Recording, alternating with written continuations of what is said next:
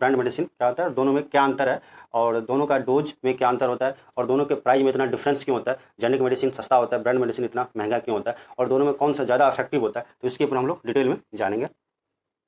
Brand medicine क्या है?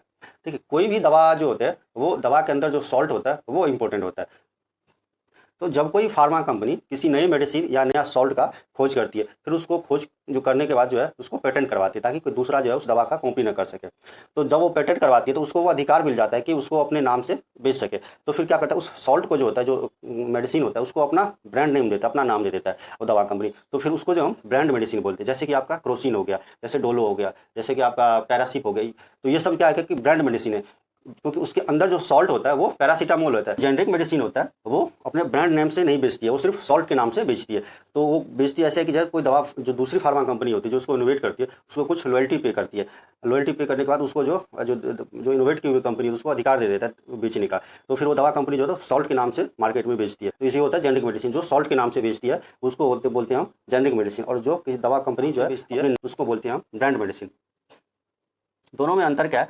तो दोनों में कोई खास अंतर नहीं होता है। जेनेरिक मेडिसिन हो चाहे ब्रांड मेडिसिन हो, दोनों में प्राइस का अंतर होता है और थोड़ा बहुत नाम का अंतर हो सकता है, लेकिन दोनों में एक ही सॉल्ट केमिकल होता है और दोनों का इफेक्टिव जो है वो दोनों सेम इफेक्टिव होगा हमारे शरीर में। चाहे डोज ले लो, चाहे क्वांटिटी ले लो, चाहे क्वालिटी ले लो, सब कुछ सेम हो सकता है। साइड इफेक्ट भी सेम होगा, लेने का तरीका भी सेम होगा, डोज सब कुछ सेम हो सकता है। बस ये है कि दोनों में या तो जेनेरिक और ब्रांड में या कलर में अंतर हो सकता है, प्राइस में अंतर हो सकता है, या तो फिर आपका फ्लेवर में अंतर हो सकता है, लेकिन दोनों को जो है सेमी स्टैंडर्ड प्रोटोकॉल से गुजरना पड़ता है बनाने के लिए।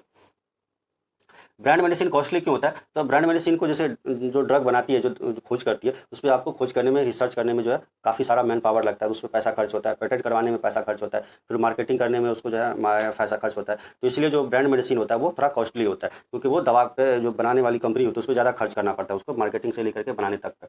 और जो जेनेरिक मेडिसिन होता है वो सिर्फ सॉल्ट के नाम से बेचती है, तो उसको जो है सिर्फ अधिकार मिलता है उसको सॉल्ट के नाम से बेचने का, तो उसको मार्केटिंग, रिसर्च और पेटेंट वगैरह पे खर्च नहीं होता है। तो सिर्फ उसको जो मैन्युफैक्चरिंग होता है वो कॉस्ट उस पर लगता है। तो इसीलिए जो वो जो है जेनेरिक मेडिसिन होता है थोड़ा सस्ता होता है।